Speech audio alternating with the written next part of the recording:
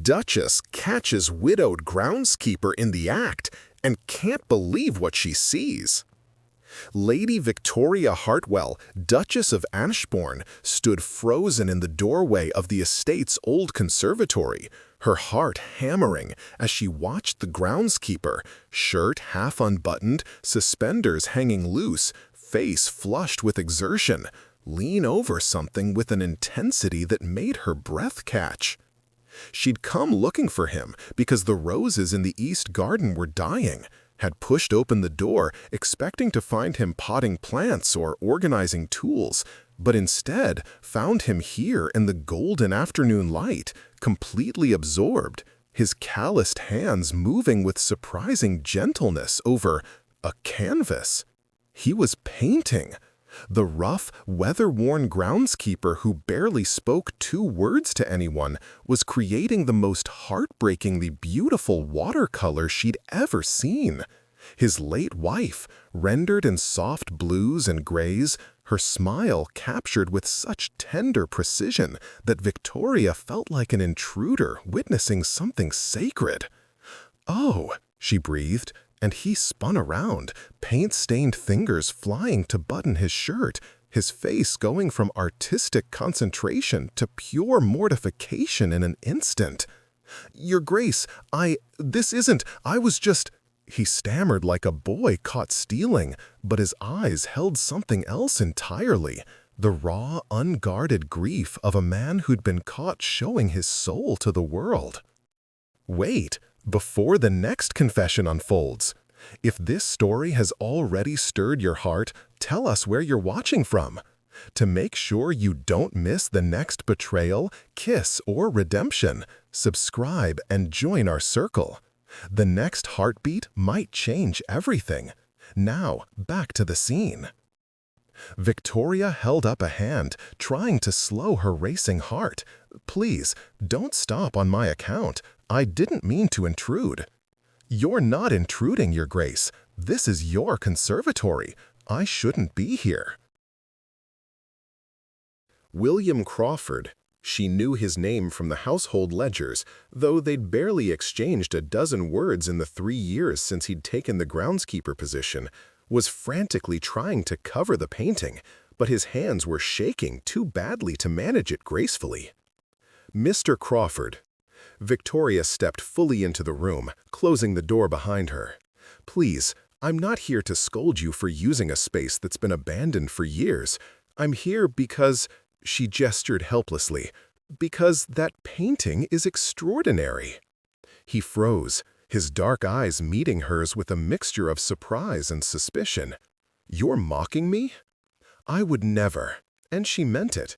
Victoria had been raised in a household that prized art and culture, had been taught to recognize true talent when she saw it.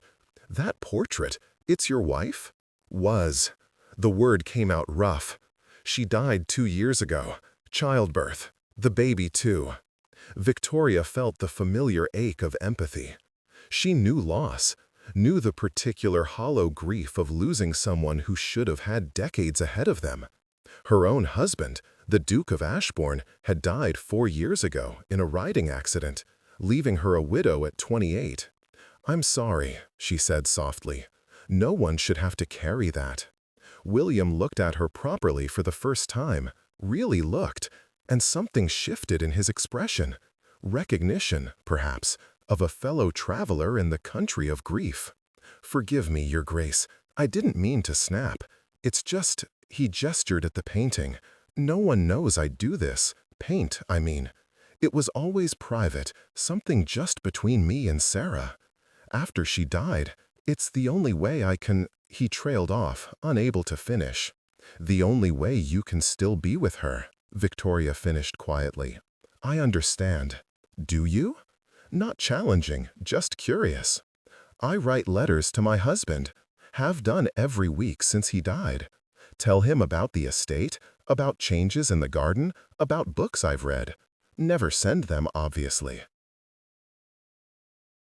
"Just write them and put them in a box in my study." She laughed shakily.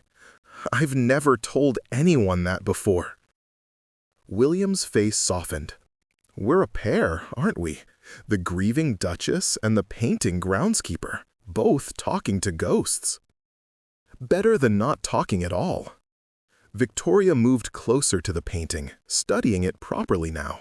The woman, Sarah, had been beautiful in an understated way, with kind eyes and a gentle smile. You've captured something essential about her, not just her features, but her spirit. She was my whole world. William's voice cracked. We grew up together, married young, thought we'd have decades. Then she got pregnant, and everything seemed perfect. And then he stopped, pressing his hand against his mouth. Victoria felt tears prick her own eyes. May I see your other work? He hesitated, then moved to a corner where canvases were stacked against the wall. Slowly, he began pulling them out. Landscapes of the estate at different seasons, studies of flowers and trees, and more portraits. Sarah laughing, Sarah reading, Sarah in their cottage garden. These are remarkable, Victoria breathed. Mr. Crawford, have you had formal training? Some. When I was young, before my father died, there was a traveling artist who took me on as an apprentice for a year, taught me technique, composition, color theory. But then my father passed, and I had to take over the estate work to support my mother. He shrugged. Groundskeeping paid. Painting didn't. So you gave it up? Until I met Sarah. She bought me paints as a wedding gift, said I shouldn't abandon what made me happy. So I painted her, and I painted our life together. And then, he gestured helplessly at the memorial portraits. Now I paint her memory. Victoria stood among the canvases, struck by the tragedy of it. Here was real talent, genuine artistic gift, being hidden away because society said groundskeepers didn't paint and artists didn't dig ditches. I have a proposition, she heard herself say. The East Gallery has been empty since my husband died. I've been meaning to commission new artwork, but could never find pieces that felt right. What if you painted something for that space? William stared at her. Your Grace, I appreciate the kindness, but it's not kindness, it's practicality. I need art. You create art. We can help each other. The scandal? What scandal? A duchess commissioning work from someone on her estate? That's not scandalous, it's sensible. Victoria surprised herself with how much she wanted this. Please, let me give you a reason to paint something other than grief. William looked at the portrait of Sarah, then back at Victoria. What would you want me to paint? Anything you like. The estate, the gardens, abstract compositions, whatever speaks to you. I trust your artistic judgment. You don't know me well enough to trust my judgment. Then let's remedy that. Victoria moved to the door, then paused. I walk the gardens every morning at dawn. Perhaps you could join me tomorrow. Show me what you see when you look at the landscape. Help me understand your vision. That's not appropriate, Your Grace. A duchess and a groundskeeper alone? We're both adults, both grieving, both trying to find reasons to keep going. Victoria met his eyes. I'm tired of what's appropriate, Mr. Crawford. I've been appropriate for 4 years, and it's brought me nothing but loneliness. Tomorrow at dawn, the rose garden. Will you come? He swallowed hard, and she saw him wrestling with propriety and desire. Not desire for her, necessarily, but desire for connection, for purpose, for something beyond the gray routine of grief. I'll be there, he said finally. Victoria nodded and left before she could second-guess herself. She walked back to the main house in a daze, wondering what possessed her to invite a groundskeeper on morning walks, to offer him a commission, to expose the raw wound of her own grief to a near stranger. But beneath the doubt was something else, the first flicker of genuine interest she'd felt in 4 years. Not romantic interest, not yet, but the spark of connection with another human being who understood loss and beauty and the desperate need to create meaning from tragedy. William Crawford stood in the conservatory long after the Duchess left, staring at his hands. They were paint-stained and calloused, equally comfortable with a brush or a shovel.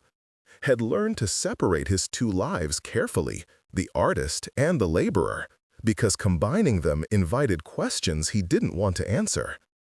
But the Duchess had seen both, had seen him at his most vulnerable, caught in the act of mourning through art, and instead of dismissing him, she'd understood.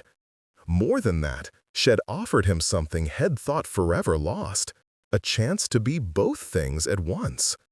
"What do I do, Sarah?" he asked the portrait. Had grown accustomed to talking to her image, pretending she could hear him. "She's the Duchess. I'm the groundskeeper. This can't end well." The painted Sarah just smiled her gentle smile, offering no answers. William covered the canvases carefully and left the conservatory, locking it behind him. He walked back to his cottage at the edge of the estate, a small stone building that had housed groundskeepers for generations. Inside, everything was exactly as Sarah had left it. He couldn't bear to change anything, even though it meant living in a shrine. "You'd like her," he told the empty room. "The Duchess. She's not what I expected. Not cold or proud, just lost, like me."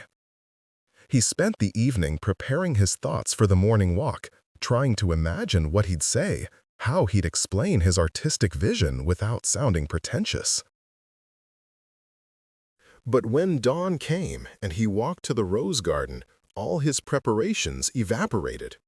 Victoria, he couldn't think of her as the Duchess anymore after yesterday's intimacy, stood among the roses in a simple morning dress, her auburn hair caught back loosely, her face turned toward the rising sun.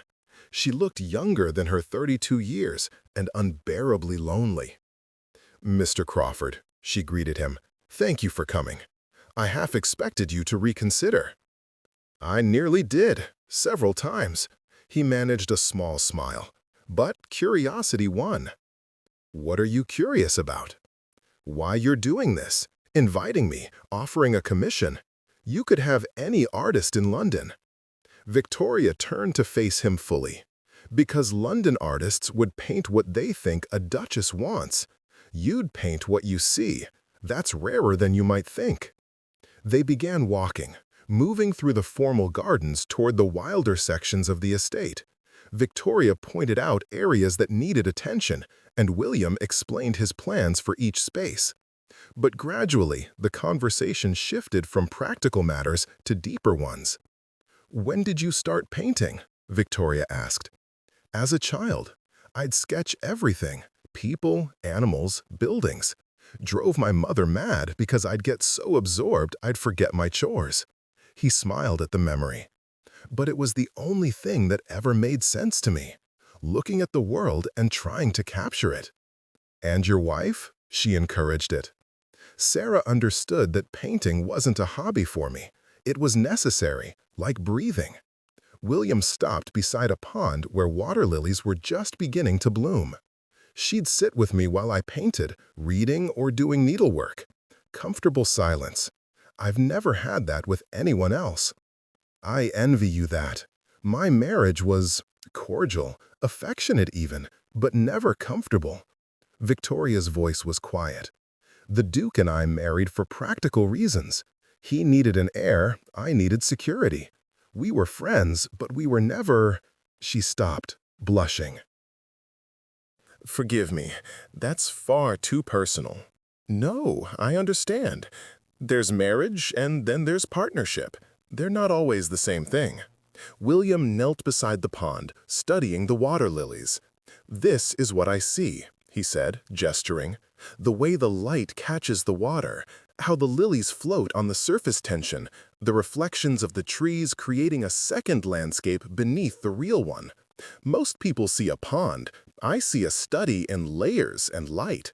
Victoria knelt beside him, really looking. "I see it now.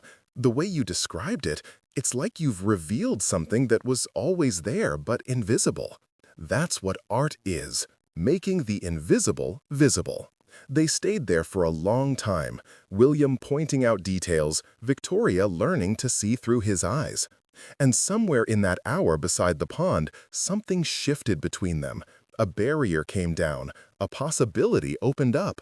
"I want you to paint this," Victoria said suddenly. "The pond at dawn, exactly as you see it, layers and light. For the East Gallery? Yes. And Mr. Crawford? William, please. If we're going to work together, if we're going to have these dawn conversations, you should call me William." Victoria smiled. "Only if you call me Victoria, at least in private." "That's not appropriate. We established yesterday that I'm done with appropriate." She stood, brushing off her skirts. "Come to the house this afternoon. I'll show you the gallery, and we can discuss the commission properly." As she walked away, William remained kneeling by the pond, his mind reeling. He was having dawn meetings with a duchess who insisted he call her by her first name, who looked at him like he was more than just a servant, who saw his art and understood its importance. "I'm in trouble, Sarah," he whispered, "because she makes me want to paint something besides you, and I don't know if that's betrayal or healing." The afternoon meeting in the East Gallery went longer than either of them planned. Victoria showed William the space, a long room with excellent natural light and empty walls waiting for purpose. And then, somehow, they ended up in her private study, drinking tea and talking about everything except the commission. Victoria showed William the space, a long room with excellent natural light and empty walls waiting for purpose. And then, somehow, they ended up in her private study, drinking tea and talking about everything except the commission. "Tell me about your husband," William said, "if that's not too painful." Victoria considered the question. Thomas was good, kind to his tenants, generous with his wealth, devoted to his duty. But he was also much older than me, 20 years, and set in his ways. He married me because he needed a young wife to produce an heir. I married him because my father's estate was drowning in debt. Did you love him? I cared for him, respected him, mourned him sincerely when he died, but love? She shook her head. I think we both knew it was a transaction that happened to work out comfortably. His death was tragic, but it wasn't. She stopped, tears filling her eyes. God, that sounds terrible, like I didn't care that he died. It sounds honest, William said down his teacup. You can grieve someone without having been in love with them. You can mourn the life you had together without pretending it was more than it was. Is that permission to be honest about my marriage, from the man who loved his wife so completely has spent 2 years painting her memory? Maybe, or maybe it's just recognition that grief has many forms. William leaned forward. I loved Sarah with everything in me. But Victoria, that kind of love, it's rare. Most people never experience it. That doesn't make their relationships less valid or their grief less real. You're very wise for a groundskeeper. I'm very old for 30. Tragedy ages you. Victoria laughed despite the heavy conversation. We're both old beyond our years then. Sometimes I feel ancient. You're 32, hardly ancient. How did you know my age? Servants know everything about their employers. It's our one advantage. He smiled. Besides, you mentioned it yesterday when you said you were widowed at 28. I'd forgotten. Victoria refilled their teacups. William, can I ask you something? Of course. Do you think we ever stop grieving, or do we just get better at carrying it? William was quiet for a long moment. I think we learn to make room for it. Grief becomes part of who we are, but it doesn't have to be all of who we are. At least, that's what I'm hoping. He met her eyes. These conversations, this commission, it's the first time since Sarah died that I've thought about the future as something other than an endless desert. You've given me that. You've given me something too. I've been so isolated, so trapped in what's appropriate and proper. You remind me there's more to life than duty. The clock chimed 5, startling them both. 3 hours had passed without either noticing. I should go, William said, standing reluctantly. People will talk if I'm in your study too long. Let them talk. I'm a widow, you're a widower, we're both adults. What exactly are they imagining we're doing? Nothing good, I assure you. William's lips quirked. For what it's worth, I'd rather be accused of scandalous behavior with you than actually engage in appropriate behavior with anyone else. Victoria felt heat flood her cheeks. Was he flirting? The idea seemed absurd, but there was something in his eyes, a warmth that went beyond polite conversation. Same time tomorrow? She asked. Dawn in the gardens? I'll be there. After he left, Victoria sat in her study, her mind spinning. She was developing feelings for her groundskeeper. It was madness, impossible, utterly inappropriate, but it was also the most alive she'd felt in years. "What do I do, Thomas?" she asked her late husband's portrait on the wall. But unlike William's painted Sarah, Thomas offered no comfort, no guidance. He stared out from the canvas with the same stern dignity he'd had in life. Proper, distant, correct. Victoria turned away from the portrait and opened her desk drawer, pulling out the box of letters she'd written to her dead husband. She read a few, struck by how formal they were, how carefully constructed. They weren't really letters to a loved one. They were reports to a superior, dutiful updates from a widow maintaining appearances. She took out fresh paper and wrote something different. Dear Thomas, I've met someone who makes me feel things I never felt with you. I know that's harsh, but you valued honesty, so I'll be honest now in a way I never could be when you were alive. We had a good marriage, a respectful partnership, but it wasn't love. Not the kind of love I'm beginning to understand exists in the world. I don't know where this is going, or even if it's going anywhere. He's a groundskeeper, I'm a duchess, and society would crucify us both.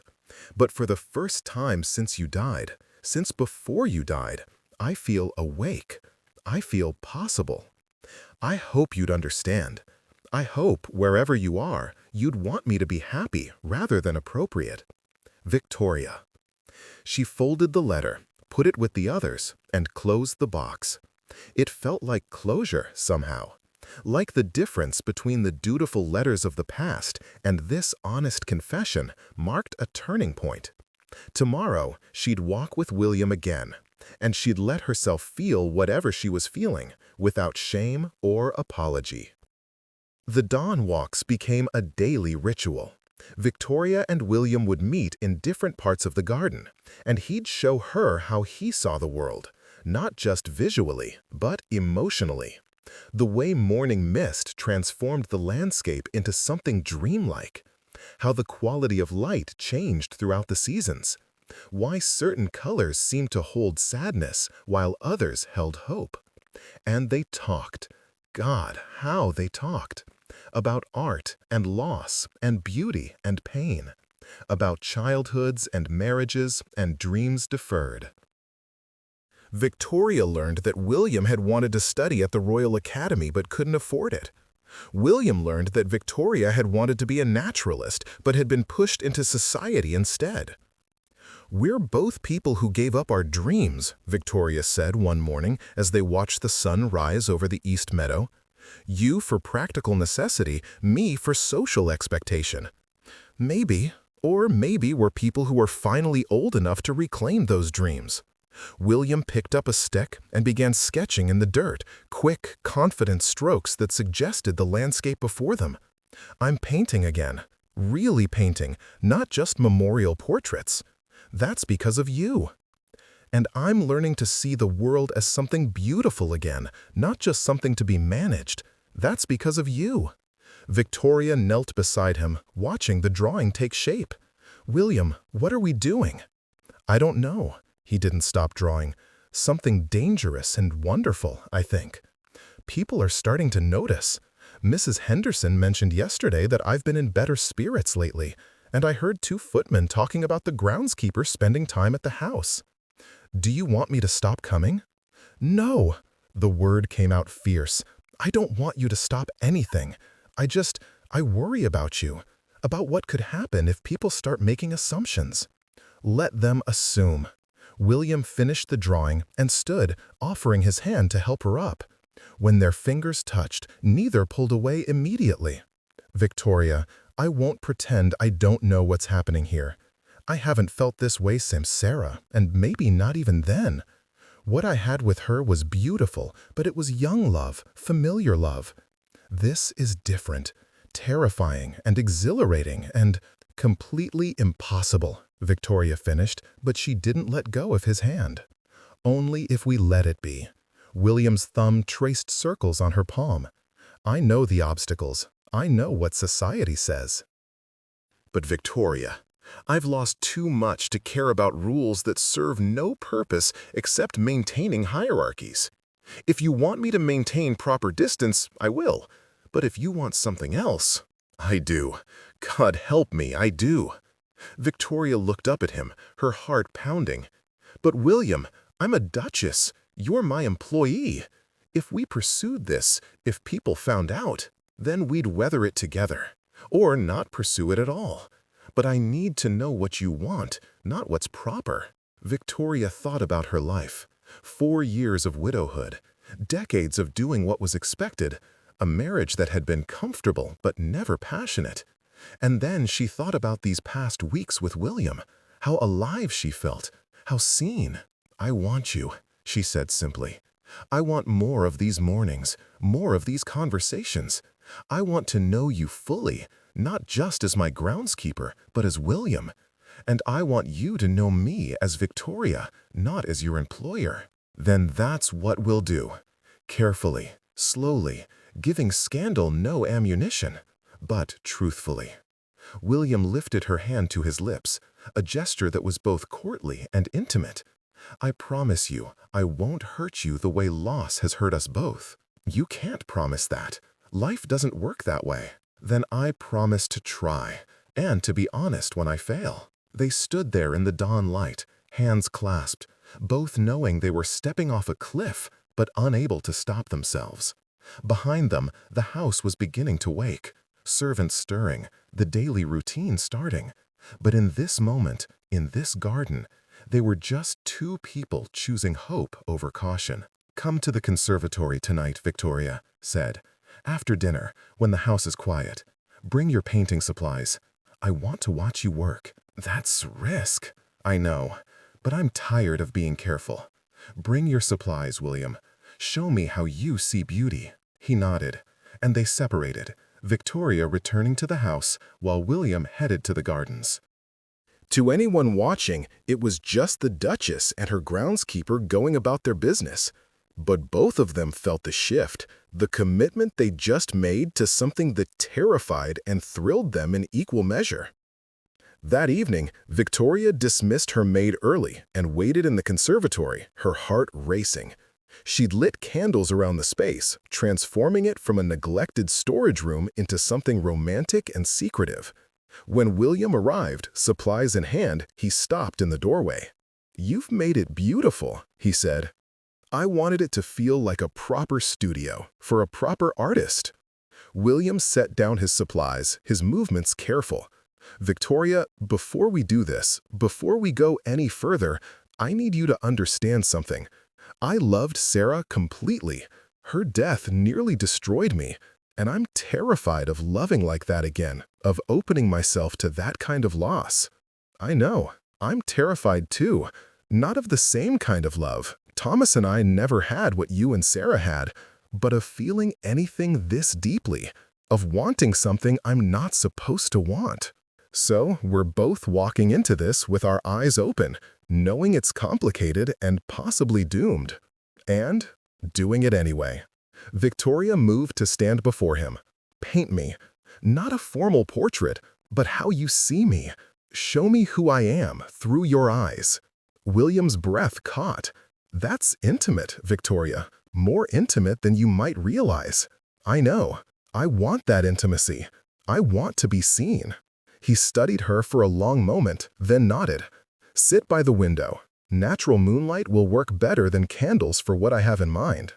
Victoria positioned herself as directed, and William began to work. He didn't sketch first, just started applying paint directly to canvas with bold, confident strokes. And as he worked, he talked.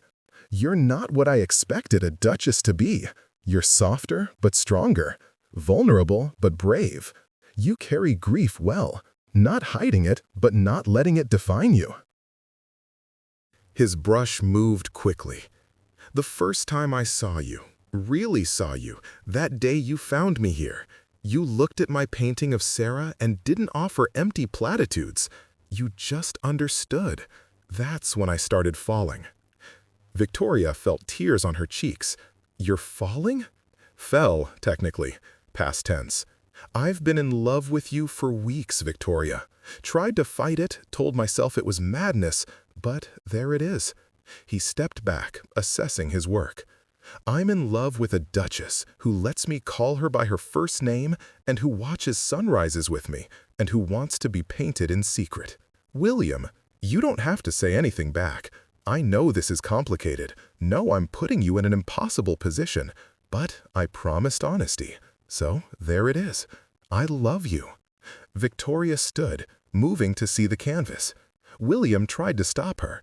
Artists never wanted their subjects to see unfinished work, but she pushed past him. The painting took her breath away. He'd captured her not as she appeared in mirrors, proper, controlled, the Duchess of Ashbourne, but as she felt inside, vulnerable and yearning and fully alive. Her eyes held hope and fear in equal measure, her expression unguarded in a way she'd never allowed herself to be in public. "This is how you see me?"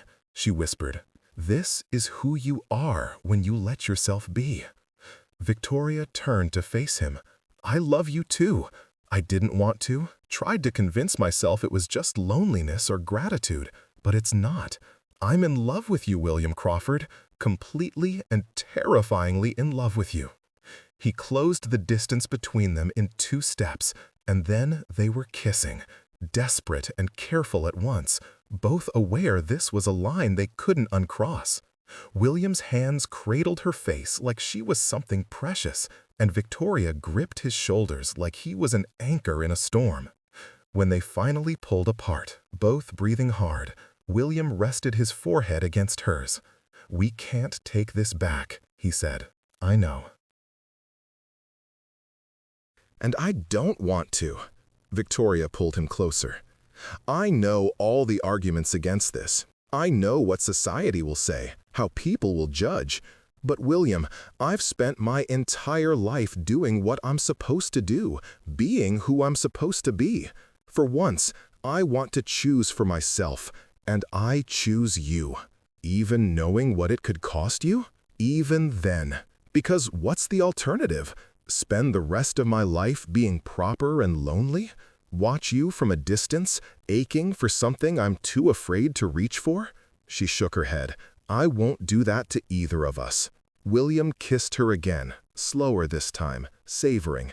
"Then, we'll have to be careful, discreet, give the gossips no ammunition. We'll have to be more than careful if this goes where I think it's going." Victoria stepped back, straightening her dress. "William, I need to know what you want from this. An affair, a secret relationship, or something more permanent? What I want is impossible. I want to marry you, build a life with you, wake up beside you every morning. But, you're a groundskeeper and I'm a Duchess, and society would never accept it." Victoria laughed bitterly. "God, we're star-crossed, aren't we? Wrong class, wrong circumstances, wrong everything, except how we feel. There might be a way. William's voice was hesitant. If you were willing to give up the title, become just Victoria Hartwell again, not the Duchess of Ashbourne. We could move away, start fresh, somewhere no one knows us. I could paint, you could pursue your naturalist interests. We'd be poor, probably, but we'd be free. You're asking me to give up everything? My position, my wealth, my home, for you? No, I'm asking if you'd consider it, if the cost of loving me is worth what you'd lose. William's face was anguished. But Victoria, I'd understand completely if the answer is no. What I'm suggesting is insane. I'm a penniless groundskeeper with nothing to offer but love and art. You're a duchess with an estate and responsibilities and a place in the world. I have no right to ask you to give that up. Victoria moved to the window, looking out at the darkened gardens. Everything William described was true. If she gave up her title, she'd lose Ashbourne Estate, her position in society, the life she'd built. She'd be choosing poverty and scandal and possible ruin. But she'd be choosing it with William. She'd be choosing love and partnership and the kind of marriage she'd never had with Thomas. She'd be choosing herself. I need time to think, she said finally. Not because I don't love you, but because this decision affects more than just us. I have tenants who depend on me, servants whose livelihoods are tied to this estate. I can't make this choice lightly. Of course, take all the time you need. William began packing his supplies. And, Victoria, whatever you decide, I'll understand. Love doesn't obligate you to destroy your life for me. Isn't that exactly what love does? She turned to face him. Demand we risk everything? Maybe. Or maybe real love means wanting the other person's happiness even more than your own. After William left, Victoria stood in the conservatory, staring at her unfinished portrait. The woman in that painting was brave and open and entirely herself. The woman in the mirror was the Duchess of Ashbourne, proper, controlled, bound by duty. She had to decide which woman she wanted to be, and she had to decide soon, before her heart and her sense of duty tore her completely apart. Over the next week, Victoria did nothing but think. She walked the estate, really looked at it for the first time in years. The tenant farms that depended on her fair management, the servants who'd served her family for generations, the responsibilities she'd inherited along with the title. And she thought about William, painting in the conservatory, bringing beauty into the world, living half a life because society said his talent and his work couldn't coexist. What would you do, she asked Thomas's portrait one night, if you were me facing this choice? The painted Thomas stared back, stern and silent. But Victoria already knew what he'd say. Duty, honor, position. The same things he'd valued in life, the same things that had made their marriage cordial but never passionate. She thought about the letter she'd written, the one confessing her feelings for William. She'd been honest with dead Thomas in a way she'd never been with living Thomas. And that realization crystallized everything. She'd spent her whole life living for other people's expectations. Her father's desire for an advantageous marriage, her husband's need for a proper duchess, society's demands for appropriate behavior. When had she ever chosen what she wanted? The answer came immediately. Never. She'd never chosen for herself. Until William. Victoria sat down and began making lists. Assets that would transfer with her if she renounced the title. Properties that would revert to the Ashbourne line. Settlements she could make for longtime servants. She couldn't abandon everyone who depended on her, but she could ensure they were protected before she left. By the end of the week, she had a plan. It wasn't perfect, but it was possible. She found William in the gardens, pruning roses, and asked him to meet her in the conservatory that evening. He arrived looking worried, clearly expecting her to end things. "I have conditions," Victoria said without preamble. William's face went carefully neutral. "Conditions? If I give up the duchy, I'll retain some properties and funds. Not the entailed estate, but my personal inheritance. It won't make us wealthy, but we won't starve. I want to use that money to establish a school for working-class children with artistic talent." Give them the training you never got. Victoria. Am not finished. I'll need time to make proper arrangements for the tenants and servants, ensure they're protected when the title passes to Thomas' nephew.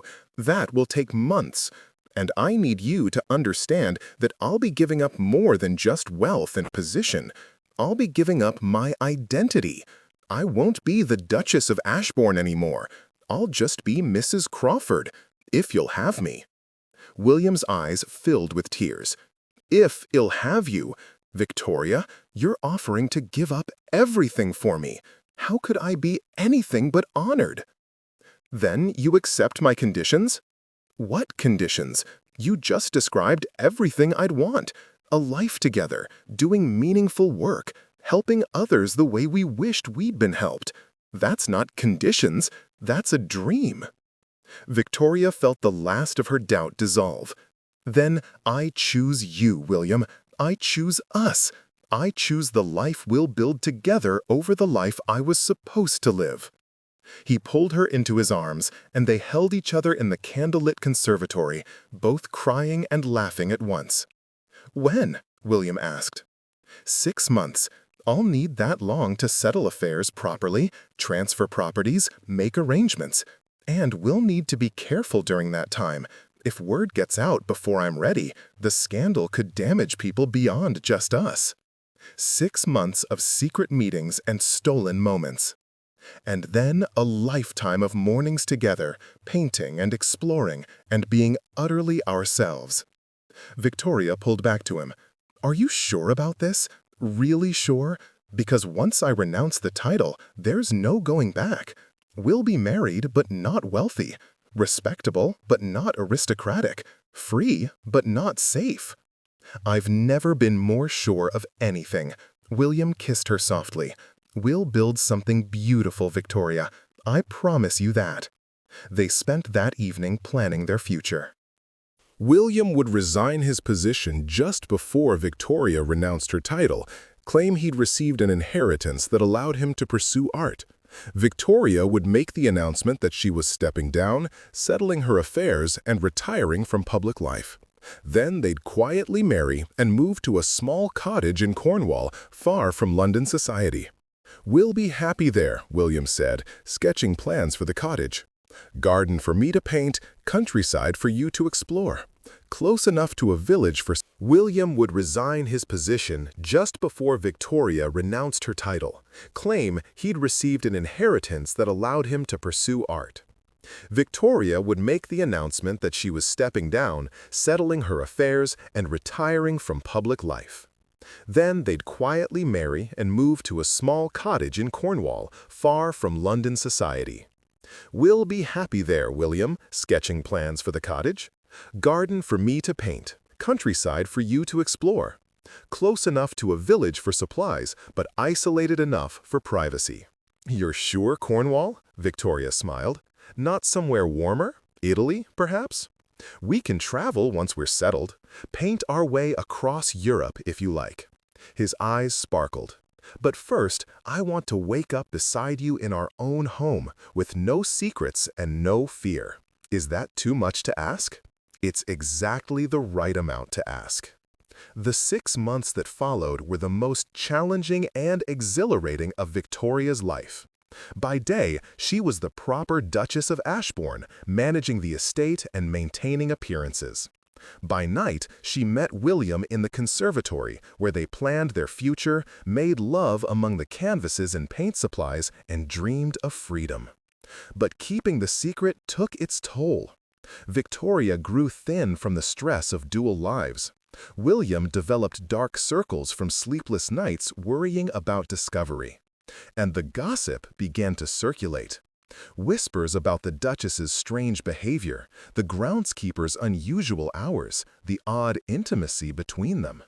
"People are suspicious," Victoria's lady's maid mentioned one morning while dressing her. "There's talk below stairs." "What kind of talk?" "That your grace has taken a lover. That the groundskeeper is more than he seems." The maid met Victoria's eyes in the mirror. "I don't judge, your grace.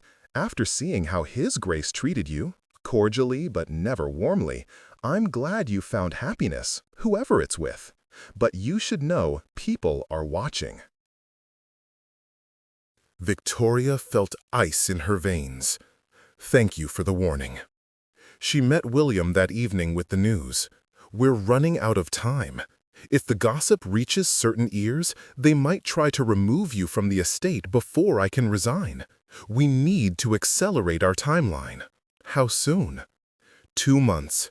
I'll make the arrangements, settle what I can, and transfer the rest to trustees. It won't be perfect, but it will have to be enough." The acceleration created chaos. Victoria worked 18-hour days settling affairs, writing letters, making provisions. She met with Thomas's nephew and explained she was stepping down, offering him the duchy with her blessing. He was confused but accepting. Inheriting a dukedom was not something one questioned. And through it all, William supported her.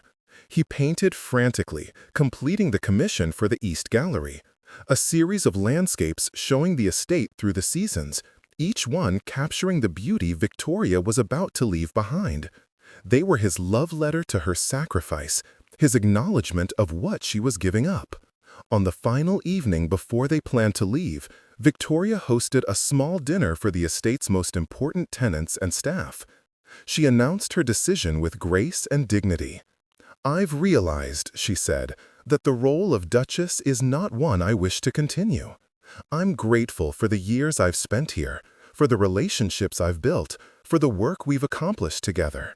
But it's time for me to step aside and let the Ashbourne line continue through younger, more capable hands. Thomas's nephew, Lord Richard Hartwell, will be assuming the title. I trust you'll serve him as faithfully as you've served me." There was shock, certainly, and some tears from longtime staff.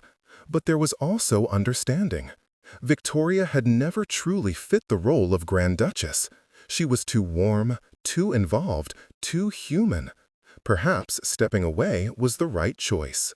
What she didn't announce was her marriage plans. That would come later, once she was safely away and the scandal couldn't hurt anyone but herself. After the dinner, after the guests had left, Victoria did one final walk through Ashbourne. She said goodbye to rooms that had housed her for 8 years, gardens she'd walked, spaces she'd inhabited as Thomas's wife and then as his widow. It hurt more than she'd expected. This house had been her entire adult life. But when she found William waiting in the conservatory, the pain eased. "Ready?" he asked. "More than ready." She took his hand. "Let's go build our life." They left before dawn, taking only what they could carry. Victoria wore a simple traveling dress, her jewels and finery left behind for the new duke's wife. William carried his painting supplies and the clothes on his back. Together, they boarded a coach heading west, toward Cornwall and their future. As the sun rose and Ashbourne disappeared behind them, Victoria felt something release in her chest. Fear, perhaps, or duty, or the weight of being someone she'd never chosen to be. "No regrets?" William asked, his hand finding hers. "None. You?" "Only that I didn't find you sooner." He kissed her knuckles. "But we have now. That's enough." They married in a small village church in Cornwall, with the vicar and his wife as witnesses. No grand ceremony, no elaborate dress, no society looking on. Just 2 people choosing each other, speaking vows that were simple and heartfelt. "I, Victoria Hartwell, take you, William Crawford, to be my lawfully wedded husband. I promise to see you always, to honor your art, to build a life with you based on truth and love and mutual respect. This I vow. I, William Crawford, take you, Victoria Hartwell, to cherish your courage, to paint your beauty, to spend every day proving you made the right choice in choosing me. This I vow. They sealed their promises with a kiss, and when they emerged from the church as Mr. and Mrs. Crawford, both felt the weight of their old lives finally fall away. The cottage William had found was perfect, small but charming, with a large window in the main room that provided excellent natural light for painting. They had a garden where Victoria could pursue her naturalist interests, a village nearby where William could sell his paintings, and most importantly, complete privacy. Their first months were an adjustment. Victoria had never kept house herself, had never cooked or cleaned or managed on a budget. William had never had someone to share his daily life, had grown accustomed to solitude. But they learned together, laughing at mistakes and celebrating small victories. "I burned the bread again," Victoria announced one evening, presenting a charred loaf with mock solemnity. "Then we'll have cheese and fruit for dinner." William pulled her onto his lap. "You know, for a former Duchess, you're remarkably bad at domestic tasks." "I was raised to manage a household, not actually work in one. There's a difference." She kissed him. "But I'm learning. Yesterday, I managed to wash clothes without turning everything pink." "Progress." He nuzzled her neck. "You know what I love about this life? No secrets, no hiding. I can kiss you whenever I want, hold you without fear, tell anyone who asks that you're my wife. Best decision I ever made, giving up that duchy. No regrets at all?" Victoria considered. "I miss some people, Mrs. Henderson especially, and I worry sometimes about the tenants, whether the new Duke is treating them fairly. But regret?" She shook her head. "Never. This life with you, it's messy and chaotic and nothing like I imagined. But it's mine, ours. We chose it. What would you tell your younger self if you could? The girl who married Thomas for duty. I'd tell her that happiness matters more than position, that love, real love, is worth any sacrifice. And that someday she'll meet a groundskeeper with paint-stained hands who'll show her what it means to truly be alive." William's eyes filled with tears. "I don't deserve you. You deserve everything, and I plan to spend the rest of our lives proving it." As months turned into years, they built a life that was wholly their own. William's paintings gained recognition, not under his real name, but under a pseudonym that protected Victoria's privacy. They were featured in galleries across England, praised for their emotional depth and technical skill. The income wasn't vast, but it was enough. Victoria pursued her naturalist studies, cataloging the flora and fauna of Cornwall, writing papers under a false name that were published in scientific journals. She even gave lectures at the local society, presenting herself as Mrs. Crawford, a gentleman's widow with interests in natural science. And they loved each other with an intensity that never dimmed. The passion of those first secret meetings in the conservatory transformed into something deeper: partnership, friendship, devotion. They fought sometimes, usually about money or household tasks, but they always reconciled, always chose each other. 5 years after leaving Ashbourne, Victoria received a letter. It was from Mrs. Henderson, her former housekeeper, who'd somehow tracked her down. "Your Grace, I know you've given up the title, but to me, you'll always be the Duchess. I hope this letter finds you well and happy. I wanted you to know that the estate prospers under Lord Richard. He's a good master, fair with the tenants, and generous with the staff. Your arrangements protected everyone, just as you promised. But I also wanted you to know that we miss you. The house isn't the same without your warmth. And I wanted to say what I couldn't say when you left. I know about Mr. Crawford. I knew almost from the beginning. And I'm glad you chose him. You deserve love, Your Grace. You deserve happiness. I hope you found both. Your devoted servant, Mrs. Henderson. Victoria wept over the letter, grateful for the understanding and forgiveness it offered. She showed it to William that evening. She knew, Victoria said. All along, she knew. And she kept your secret, helped you escape. William pulled her close. You inspired loyalty, Victoria. That says something about who you were as a duchess. I tried. I really tried to be good to them. You succeeded. And now you're free to be good to yourself. He kissed her temple. Shall we write back? They composed a letter together, telling Mrs. Henderson about their life in Cornwall, their work, their happiness.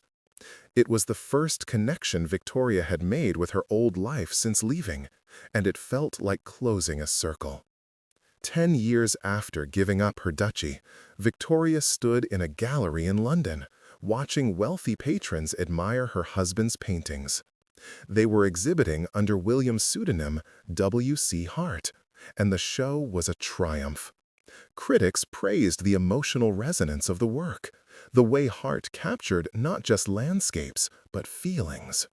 "Your husband is very talented," a woman said beside Victoria. She was elegant, 50-ish, vaguely familiar. "Thank you. I think so too." That painting, the woman pointed at a canvas showing a conservatory bathed in candlelight, a woman's figure barely visible. It's extraordinary. The way he's captured intimacy and secrecy and passion all at once. I wonder what inspired it. Victoria smiled, recognizing the conservatory, the moment. Love, I imagine. The kind that changes everything. Are you Mrs. Hart, then? The painter's wife? I am.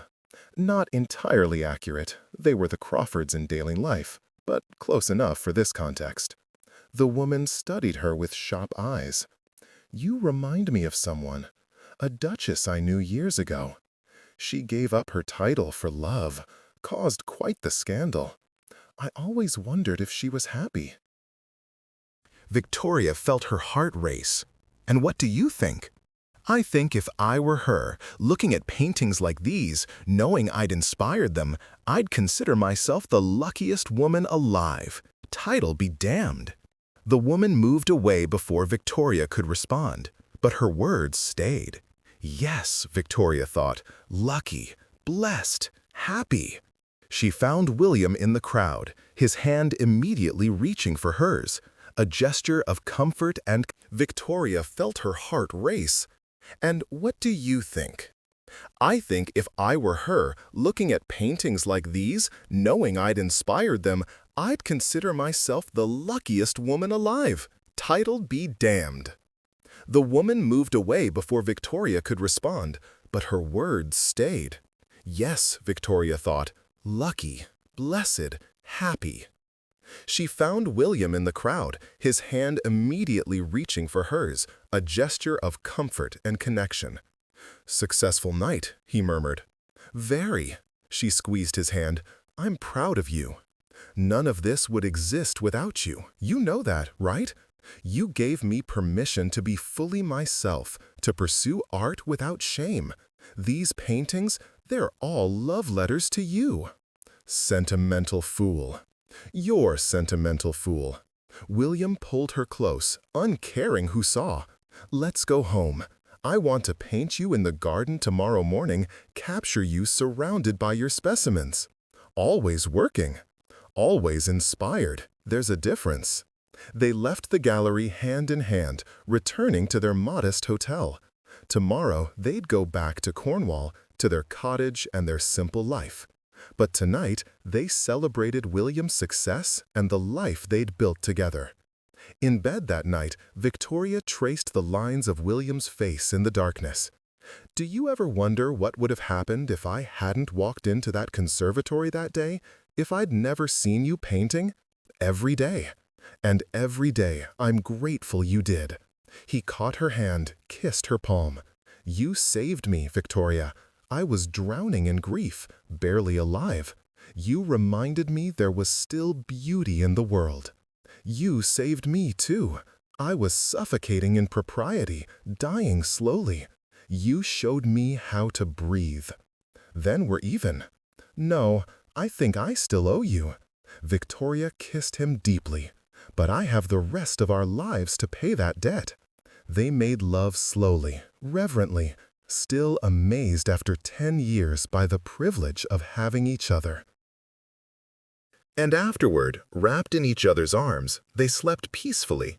Two people who'd risked everything for love and found that the risk was worth it. 20 years after leaving Ashbourne, Victoria and William Crawford were legends in artistic circles. The mysterious W.C. Hart, whose landscapes captured souls, and his wife, the naturalist V.M. Crawford, whose papers revolutionized understanding of Cornish ecosystems. Few knew their real story, and they preferred it that way. And afterward, wrapped in each other's arms, they slept peacefully. Two people who'd risked everything for love and found that the risk was worth it. 20 years after leaving Ashbourne, Victoria and William Crawford were legends in artistic circles. The mysterious W.C. Hart, whose landscapes captured souls, and his wife, the naturalist V.M. Crawford, whose papers revolutionized understanding of Cornish ecosystems. Few knew their real story, and they preferred it that way. But occasionally, word would filter through about the old scandal. The Duchess of Ashbourne who'd run away with her groundskeeper, abandoning position and wealth for love. The stories varied wildly, some painting Victoria as a tragic figure, others as a romantic heroine. They say she died in poverty, Victoria reported one morning, reading a gossip column that had somehow gotten hold of the story. Abandoned by her lover, alone and destitute. Clearly false, since you're sitting here eating marmalade. William was sketching her over breakfast, a habit he'd never broken. They also say you were secretly a French count in disguise, and that I discovered the truth and we fled to Paris. I do look dashing in a beret. Victoria threw a piece of toast at him, laughing. The truth would disappoint them. No drama, no tragedy, just two people building a quiet life together. Speak for yourself. Our life has been plenty dramatic. Remember when you tried to rescue that injured fox and it bit you? Or when I fell off the roof trying to paint the sunset from a better angle? Those are accidents, not drama. Then what about the time that art collector figured out W.C. Hart was really William Crawford, former groundskeeper, and tried to blackmail us? That was dramatic. True, though you handled it beautifully. Victoria smiled at the memory. William had simply told the collector that yes, he was a former groundskeeper, and if that diminished his art in the collector's eyes, then the collector didn't deserve to own it. The man had backed down, sheepish. I learned from the best. You faced down an entire duchy to choose your own life. A blackmailer was nothing. Victoria set down the gossip column, suddenly serious. William, do you think we did the right thing? Not for us. I know we're happy. But for everyone, William had simply told the collector that, yes, he was a former groundskeeper, and if that diminished his art in the collector's eyes, then the collector didn't deserve to own it. The man had backed down, sheepish. I learned from the best. You faced down an entire duchy to choose your own life. A blackmailer was nothing. Victoria set down the gossip column, suddenly serious. William, do you think we did the right thing? Not for us. I know we're happy. But for everyone else. The servants who lost their Duchess. The tenants who might have benefited from my continued management. Did we do right by them? You ensured they were protected before you left. And from what we've heard, Lord Richard has been a good duke. Better than Thomas was, frankly. William set aside his sketch. You can't live your entire life for other people's benefit, Victoria. At some point, you have to choose yourself. You did that. I'm proud of you for it. Even though it meant poverty? We're not poor, we're comfortable, and we're free. That's worth more than £1,000 a year and a title. Victoria moved to sit in his lap, a gesture that still made her feel young and reckless despite her 52 years. I love you. I know I say it all the time, but I need you to know. Every day, I choose you. Every day, I'm grateful. Ditto, Your Grace. The old title was affectionate now, a private joke between them. Don't call me that. Why not? You'll always be my Duchess, the woman who ruled an estate and then gave it all up for a groundskeeper with paint-stained hands. That's more royal than any title. Victoria kissed him thoroughly, still amazed that she got to do this, kiss her husband in the morning light without secrets or shame. This life they'd built, this choice they'd made, had given them something most people never experienced: complete freedom to be themselves. "Come on," she said, standing and pulling him up. "Let's walk to the village." I need to check on that nest of rare birds I've been documenting, and you can paint the coastal view. Adventure, as always. With you, always. They walked hand in hand through the Cornish morning, two people who'd once been Duchess and Groundskeeper. I need to check on that nest of rare birds I've been documenting, and you can paint the coastal view. Adventure, as always. With you, always. They walked hand in hand through the Cornish morning, two people who'd once been Duchess and Groundskeeper, but who'd become simply William and Victoria, partners, lovers, best friends. Behind them, the cottage they'd made into a home. Before them, another day of the life they'd chosen. "No regrets?" William asked, a question they still pose to each other after all these years. "None," Victoria answered, meaning it with her whole heart. "You?" "Only that I didn't find you sooner. But we have now. That's enough. More than enough. It's everything." And, hand in hand, they walked into their future. Not the future they'd been born to, or the one society expected, but the one they'd built together through courage, love, and the radical choice to be truly themselves. Behind them, if they'd looked back, they might have seen two figures watching from the garden, ghostly and transparent, but smiling with approval. Thomas and Sarah, the spouses they'd loved and lost, giving their blessing to the happiness their surviving partners had found together. But William and Victoria didn't look back. They looked forward, toward the birds and the sea and the canvas waiting to be filled, toward the life they'd chosen and the love they'd fought for, toward each other, always toward each other. And that was all that mattered.